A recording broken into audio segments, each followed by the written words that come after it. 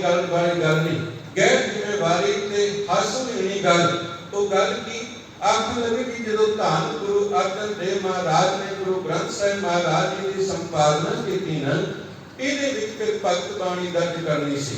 ਤੇ ਭਗਤ ਬਾਣੀ ਦਰਜ ਕਰਨ ਲੱਗੇ ਕੀ ਹੋਇਆ, ਪੰਚਮ ਪਾਤਸ਼ਾਹ ਤੰਬੂ ਵਿੱਚ ਸਭਾਏ ਮਾਨ ਨੇ ਤੇ ਭਗਤ ਆਏ, 15 ਭਗਤ ਆਏ।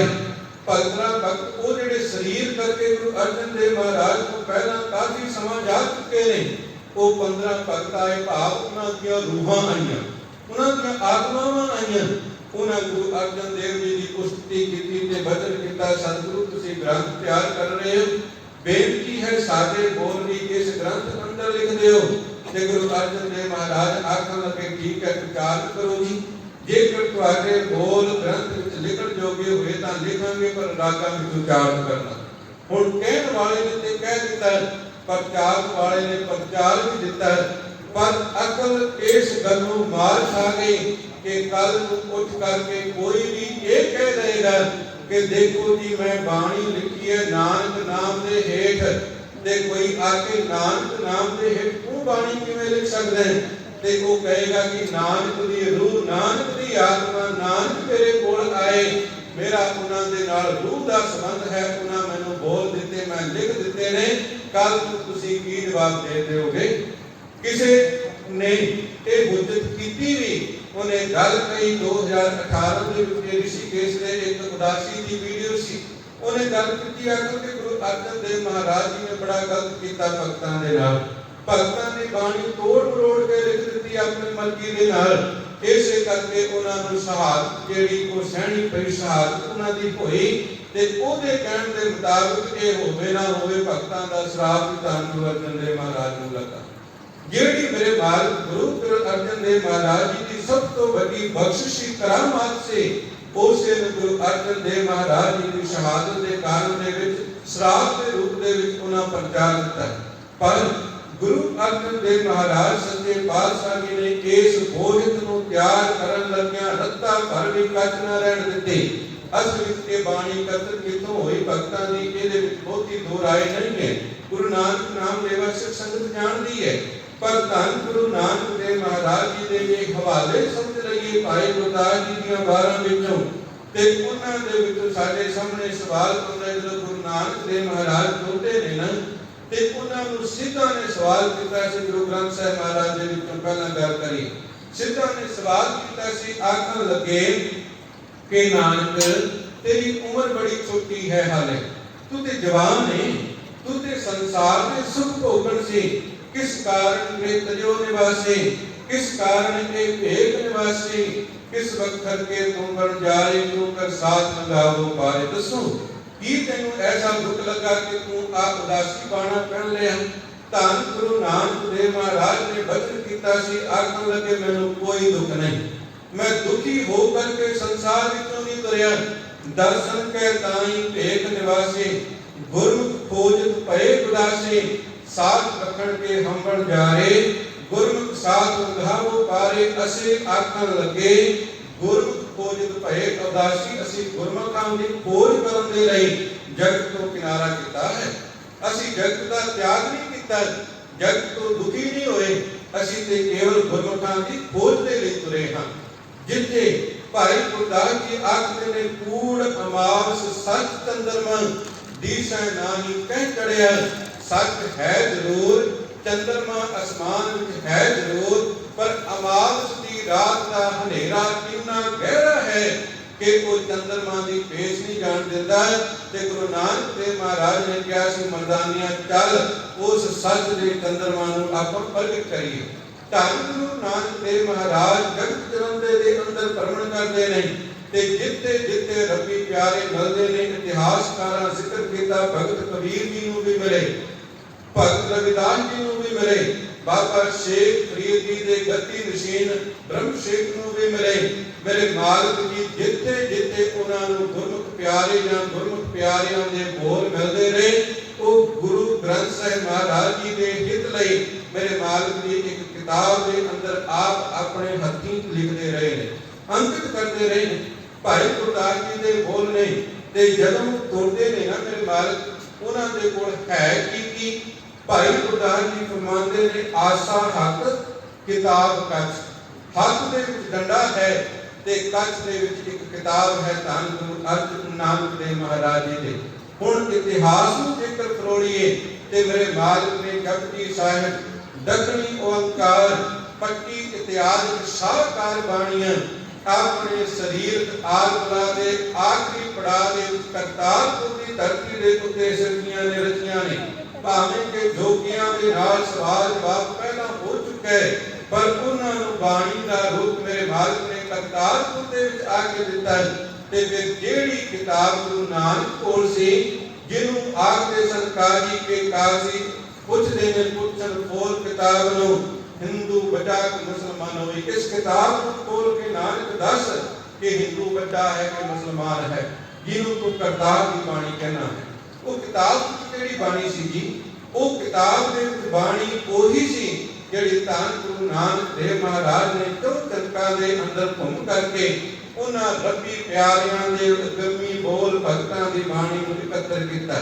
ਉਹੀ ਬੋਲ ਗੁਰੂ ਅੰਗਦ ਦੇਵ ਮਹਾਰਾਜ, ਗੁਰੂ ਅਮਰਦਾਸ ਮਹਾਰਾਜ ਕੋਲ ਹੁੰਦਿਆਂ ਗੁਰੂ ਰਾਮਦਾਸ ਮਹਾਰਾਜ ਤੇ ਗੁਰੂ ਅਰਜਨ ਦੇਵ ਮਹਾਰਾਜ ਜੀ ਦੇ ਕੋਲ ਪਹੁੰਚ ਗਏ। ਤੇ ਮੇਰੇ ਮਾਲਕ ਜੀ ਨੇ ਦੇਖੋ ਕੈਸੀ ਦਇਆਲਤਾ ਕੀਤੀ। ਮੇਰੇ ਮਾਲਕ ਨੇ ਕਿਸੇ ਦੀ ਬਾਣੀ ਦੇ ਨਾਲ ਕੋਈ ਛੇੜਛਾੜ ਨਹੀਂ ਕੀਤੀ। ਜਿੱਥੇ ਲੋੜ ਮਹਿਸੂਸ ਹੋਈ ਮੇਰੇ ਮਾਲਕ ਨੇ ਸ਼ਬਦ ਭਾਵੇਂ ਆਪਣੇ ਵੱਲੋਂ ਅੰਕਿਤ ਕੀਤੇ, ਪਰ ਨਾਲ ਸਪਸ਼ਟ ਕਰ ਦਿੱਤਾ ਕਿ ਜਿਹੜਾ ਸ਼ਬਦ ਲਿਖ ਰਿਹਾ ਹਾਂ ਇਹਦਾ ਕਰਤਾ ਉਹ ਨਹੀਂ ਹੈ ਜਿਹਦੀ ਇਹ ਬਾਣੀ ਚੱਲਦੀ ਪਈ ਹੈ। ਉਹਦੇ ਨਾਮ ਦੇ ਹੇਠ ਨਹੀਂ। ਦੇਖੋ ਜਦੋਂ ਭਗਤ ਧੰਨਾ ਜੀ ਨੇ ਆਖ ਦਿੱਤਾ ਕਿ ਧੰਨੇ ਧਨ ਪਾਇਆ ਧਰਨੀ ਧਨ ਮਿਲ ਜਨ ਸੰਤ ਸਮਾਨਿਆ, ਕਿ ਧੰਨੇ ਨੇ ਧਨ ਪਾਇਆ ਪਰਮਾਤਮਾ ਦੇ ਨਾਮ ਦਾ ਸੰਤ ਜਨਾਂ ਨੂੰ ਮਿਲ ਕਰਕੇ, ਗੁਰੂ ਅਰਜਨ ਦੇਵ ਮਹਾਰਾਜ ਨੇ ਮਹਿਸੂਸ ਕੀਤਾ ਕਿ ਇੱਥੇ ਸਪਸ਼ਟ ਕਰਨਾ ਜ਼ਰੂਰੀ ਹੈ ਕਿਹੜੇ ਨੇ ਉਹ ਸੰਤ ਜਨ ਜਿਨ੍ਹਾਂ ਨੂੰ ਮਿਲ ਕੇ ਭਗਤ ਧੰਨਾ ਜੀ ਪਰਮਾਤਮਾ ਦਾ ਰੂਪ ਹੋ ਗਏ। ਇਸ ਤਰ੍ਹਾਂ ਤਾਂ ਬਹੁਤ ਇੱਕ ਤੇ ਉਹ ਸਨ ਸੰਤ ਜਿਨ੍ਹਾਂ ਨੇ ਇੱਕ ਠਾਕੁਰ ਦੀ ਥਾਂ ਤੇ ਇੱਕ ਸਾਦਾ ਜਿਹਾ ਪੱਥਰ ਚੁੱਕ ਕੇ ਦੇ ਦਿੱਤਾ ਸੀ ਕਿ ਕਿਤੇ ਸਿੱਧਾ ਜੱਟ ਫੁੱਟ ਬੰਦਾ ਹੈ, ਇਹਨੇ ਕੀ ਕਰਨਾ ਹੈ, ਇਹਨੂੰ ਕਿੰਨੀ ਕੋ ਸਮਝਿਆ ਨੂੰ ਪੱਥਰ ਪੂਜਾ ਦੇ ਵਿੱਚ ਇੱਕ ਸਾਦਾ ਜਿਹਾ ਪੱਥਰ ਦੇ ਕੇ ਤੇ ਲਗਾ ਦਿੱਤਾ ਸੀ। ਪਰ ਪਰਮਾਤਮਾ ਦੇ ਵਿੱਚ ਅਭੇਦ ਕਿਵੇਂ ਹੋਏ? ਉਹ ਕਿਹੜੇ ਸੰਤ ਜਨ ਤੇ ਧੰਨ ਗੁਰੂ ਅਰਜਨ ਦੇਵ ਮਹਾਰਾਜ ਜੀ ਨੇ ਸ਼ਬਦ ਉਚਾਰਨ ਕੀਤਾ, ਜ਼ਿਕਰ ਕੀਤਾ ਆਪਣਾ ਸੰਤ ਜਨਾਂ ਦਾ। ਗੋਬਿੰਦ ਗੋਬਿੰਦ ਗੋਬਿੰਦ ਸੰਗ ਨਾਮ ਦਿਓ ਮਨ ਲੀਣਾ, ਆਠ ਦਾਮ ਕੋ ਚੀਪਰੋ ਹੋਇਓ ਰਾਖੀਣਾ, ਬੁਨਣਾ ਤਰਨਾ ਤਿਆਗ ਕੈ ਪ੍ਰੀਤ ਚੰਦ ਕਬੀਰਾ, ਨੀਚ ਕੁਲਾ ਜੋ ਲਾਹਰਾ ਭਇਓ ਗੁਣੀ ਗਹੀਰਾ, ਰਵਿਦਾਸ ਭਗਤਾ ਢੋਰ ਨੀਤ ਨਿਨ ਤਿਆਗੀ ਮਾਇਆ, ਪ੍ਰਗਟ ਹੋਆ ਸਾਧ ਸੰਘਾ ਦਰਸ਼ਨ ਪਾਇਆ, ਸੈਨ ਨਾਈ ਉਤਕਾਰਿਆ ਉਹ ਘਰ ਕਰ ਸੁਣਿਆ, ਹਿਰਦੈ ਵਸਿਆ ਪਾਰ ਬ੍ਰਹਮ ਭਗਤਾਂ ਨੇ ਗਲਿਆ, ਇਹ ਬਿਨ ਸੁਣ ਕੇ ਜਾਗ ਰੂਪ ਭਗਤੀ ਲਾਗਾ, ਮਿਲੇ ਪ੍ਰਤੱਖ ਗੁਸਾਈਆਂ ਧੰਨਾ ਵਡਭਾਗਾ। ਇੱਕ ਚੀਪਾ ਨਾਮਦੇਵ ਲੱਖਾਂ ਦਾ ਹੋ ਗਿਆ, ਇੱਕ ਜੁਲਾਹਾ ਕਬੀਰ ਭਗਤਾਂ ਦੇ ਵਿੱਚ ਗਿਣਿਆ ਗਿਆ, ਇੱਕ ਚਮਿਆਰ ਰਵਿਦਾਸ ਉਹਨੂੰ ਲੋਕ ਭਗਤ ਕਰਕੇ ਪਰਮਾਤਮਾ ਦਾ ਪਿਆਰਾ ਕਰਕੇ ਜਾਣਦੇ ਨੇ, ਸੈਣ ਨੂੰ ਉਹ ਨਾਈ ਉਹ ਸੈਣ ਕਰਕੇ ਪੁਕਾਰਨ ਵਾਲੇ ਅੱਜ ਭਗਤ ਸੈਣ ਕਰਕੇ ਪੁਕਾਰਦੇ ਨੇ।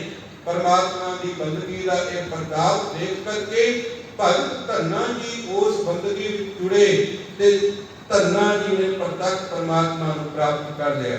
ਇਹ ਸੁਣ ਕੇ ਜਾਗੋ ਭਗਤੀ ਲਾਗਾ, ਮਿਲੇ ਪ੍ਰਤੱਖ ਗੁਸਾਈਆਂ ਧੰਨਾ ਵਡਭਾਗਾ। ਵਿਸ਼ੇਸ਼ ਧਿਆਨ ਦੇਣ ਵਾਲੀ ਗੱਲ, ਇਸ ਸ਼ਬਦ ਦੇ ਅੰਦਰ ਨਾਨਕ ਪਦ ਨਹੀਂ ਵਰਤਿਆ ਗੁਰੂ ਅਰਜਨ ਦੇਵ ਮਹਾਰਾਜ ਨੇ, ਨਾਨਕ ਪਦ ਨਹੀਂ ਵਰਤਿਆ। ਜਦੋਂ ਕਿ ਬਾਣੀ ਭਗਤ ਧੰਨਾ ਜੀ ਦੀ ਚੱਲਦੀ ਪਈ ਹੈ, ਜੇਕਰ ਗੁਰੂ ਅਰਜਨ ਦੇਵ ਮਹਾਰਾਜ ਕਿਤੇ ਨਾਨਕ ਪਦ ਵਰਤ ਵੀ ਲੈਂਦੇ ਤੇ ਕਿਹਨੇ ਇਤਰਾਜ਼ ਕਰਨਾ ਸੀ ਜਾਂ ਕਿਹਨੂੰ ਪਤਾ ਲੱਗਣਾ ਸੀ। ਪਰ ਮੇਰੇ ਮਾਲਕ ਨੇ ਇਸ ਬੋਹਿਤ ਦੇ ਅੰਦਰ ਰੱਤਾ ਭਰਵੀ ਕੱਚ ਨਾ ਪਾਈ। ਮੇਰੇ ਮਾਲਕ ਨੇ ਅੰਕਿਤ ਕਰ ਦਿੱਤਾ, ਉੱਥੇ ਭਗਤ ਬਾਣੀ ਦੇ ਵਿੱਚ ਸਿਰਲੇਖ ਆਪਣਾ ਅੰਕਿਤ ਕਰ ਦਿੱਤਾ ਕਿ ਕਨਾਸਰੀ ਮਹੱਲਾ ਪੰਜਵਾਂ।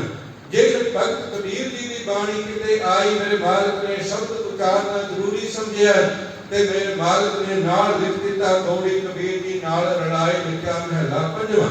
ਇਹ ਗੌੜੀ ਦੇ ਸ਼ਬਦ ਭਗਤ ਕਬੀਰ ਜੀ ਦੀ ਬਾਣੀ ਚੱਲਦੀ ਹੈ, ਪਰ ਕਿਤੇ ਸਾਨੂੰ ਜ਼ਰੂਰਤ ਜਾਪੀ, ਇਸ ਕਰਕੇ ਅਸੀਂ ਆਪਣਾ ਇੱਕ ਸ਼ਬਦ ਕਿਤੇ ਉਚਾਰਨ ਕਰਦੇ ਪਏ ਹਾਂ। ਬਾਬਾ ਫਰੀਦ ਜੀ ਨੇ ਜੇਕਰ ਗੱਲ ਕੀਤੀ ਕਿ ਦੇਖੋ ਜੀ ਇਹ ਤਾਂ ਸਭੋ ਰਤ ਹੈ, ਗੁਰੂ ਅਮਰਦਾਸ ਮਹਾਰਾਜ ਜੀ ਦਾ ਬਚਨ ਹੈ। ਪਰ ਬਾਬਾ ਫਰੀਦ ਜੀ ਨੇ ਬਚਨ ਕੀਤਾ ਸੀ, ਆਖੇ ਤਨ ਤਪਾਏ ਤਨੋਰ ਜਿਉ ਬਾਲਣ ਹੱਥ ਤੁਲਨ, ਪੈਰ ਥੱਕਾਂ ਸਿਰ ਦੁਲਨ, ਜੇਬ ਕਰੀ ਮਿਲਨ। ਮੈਂ ਆਪਣੇ ਤਨ ਨੂੰ ਤੰਦੂਰ ਵਾਂਗੂ ਤਪਾ ਦਿਆਂ, ਮੈਂ ਆਪਣੇ ਹੱਡਾਂ ਨੂੰ ਬਾਲ ਦਿਆਂ। ਜੇਕਰ ਮੇਰੇ ਪੈਰ ਥੱਕ ਜਾਣ, ਮੈਂ ਆਪਣੇ ਹੱਥਾਂ ਦੇ ਭਾਰ ਸਿਰ ਦੇ ਭਾਰ ਚੱਲਾਂ, ਪਰ ਮੈਨੂੰ ਕਿਤੇ ਪਰਮਾਤਮਾ ਮਿਲ ਜਾਏ। ਤੇ ਗੁਰੂ ਅਰਜਨ ਦੇਵ ਮਹਾਰਾਜ ਨੇ ਮਹਿਸੂਸ ਕੀਤਾ, ਕਿਤੇ ਗੁਰੂ ਨਾਨਕ ਦੀ ਬਾਣੀ ਨੂੰ ਪੜ੍ਹਨ ਵਾਲੇ ਇਸ ਤੋਂ ਭੁਲੇਖਾ ਹੀ ਨਾ ਖਾ ਜਾਣ ਕਿ ਪਰਮਾਤਮਾ ਨੂੰ ਮਿਲਣ ਦਾ ਮਾਰਗ ਸ਼ਾਇਦ ਇਹ ਹੀ ਹੈ। ਅਸੀਂ ਇਸੇ ਤਰ੍ਹਾਂ ਤਪ ਸਾਧਨੇ ਸ਼ੁਰੂ ਕਰ ਦਈਏ, ਹੱਥਾਂ ਪੈਰ ਭਾਰ ਤੁਰਨਾ ਚੱਲਣਾ ਸ਼ੁਰੂ ਕਰ ਦਈਏ। ਤੇ ਧੰਨ ਗੁਰੂ ਅਰਜਨ ਦੇਵ ਮਹਾਰਾਜ ਸੱਚੇ ਪਾਤਸ਼ਾਹ ਜੀ ਨੇ ਨਾਲ ਸ਼ਬਦ ਸ਼ਲੋਕ ਅੰਕਿਤ ਕੀਤਾ।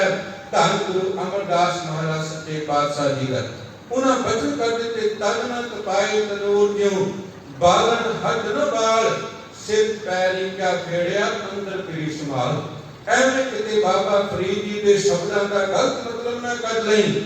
ਉਹਨਾਂ ਤੇ ਕੇਵਲ ਅੰਦਰ ਦੇ ਪਿਆਰ ਦੀ ਗੱਲ ਕੀਤੀ ਹੈ ਕਿ ਮੇਰੇ ਮਾਲਕ ਤੇਰੇ ਨਾਲ ਕਿਤੇ ਨਿਭ ਆਏ, ਉਹਦੇ ਲਈ ਜਿਤਨੇ ਮਰਜ਼ੀ ਦੁੱਖ ਸਹਿਣੇ ਪੈਣ ਮੈਂ ਸਹਿਣ ਦੇ ਲਈ ਤਿਆਰ ਹਾਂ। ਪਰ ਇਹਦਾ ਮਤਲਬ ਇਹ ਨਾ ਜੇ ਸਮਝ ਲਿਆ ਜੇ ਕਿ ਸਰੀਰ ਨੂੰ ਦੁੱਖ ਦਿੱਤਿਆਂ ਹੀ ਪਰਮਾਤਮਾ ਮਿਲਦਾ ਹੈ। ਗੁਰਦੇਵ ਜੀ ਨੇ ਸਪਸ਼ਟ ਕਰ ਦਿੱਤਾ, ਆਖਦੇ ਅੰਦਰ ਪ੍ਰੀਤ ਸੰਭਾਲ, ਪਰਮਾਤਮਾ ਨੂੰ ਅੰਦਰ ਸੰਭਾਲ। ਗੁਰੂ ਅਰਜਨ ਦੇਵ ਮਹਾਰਾਜ ਨੇ ਨਾਲ ਮਹਿਲਾ ਤੀਜਾ ਅੰਕਿਤ ਕਰ ਦਿੱਤਾ। ਮੇਰੇ ਮਾਲਕ ਨੇ ਇਸ ਗ੍ਰੰਥ ਦੇ ਅੰਦਰ ਕੋਈ ਮਿਲਾਵਟ ਨਹੀਂ ਹੋਣ ਦਿੱਤੀ। ਤੇ ਮੈਂ ਕਿਤੇ ਫਿਰ ਬੇਨਤੀ ਦੁਹਰਾ ਦਿਆਂ, ਕਿਸੇ ਵੇਲੇ ਸਮਾਂ ਸੀ ਰਾਮ ਰਾਏ ਨੇ ਔਰੰਗਜ਼ੇਬ ਦੇ ਪ੍ਰਭਾਵ ਨੂੰ ਕਬੂਲ ਕਰਕੇ ਗੁਰਬਾਣੀ ਦੀ ਨਿਰਮਲ ਵਿਚਾਰਧਾਰਾ ਤੋਂ ਕਿਨਾਰਾ ਕਰ ਲਿਆ। ਤੇ ਅੱਜ ਕਿਤੇ ਅਸੀਂ ਗੁਰੂ ਗ੍ਰੰਥ ਸਾਹਿਬ ਮਹਾਰਾਜ ਜੀ ਦੇ ਅੰਦਰ ਬਖਸ਼ੇ ਹੋਏ ਗਿਆਨ ਨੂੰ ਕਿਸੇ ਦੂਜੇ ਦੇ ਪ੍ਰਭਾਵ ਅਧੀਨ ਗਲਤ ਵਿਆਖਿਆ ਕਰਕੇ ਨਾ ਪ੍ਰਚਾਰੀਏ। ਗੁਰੂ ਅਰਜਨ ਦੇਵ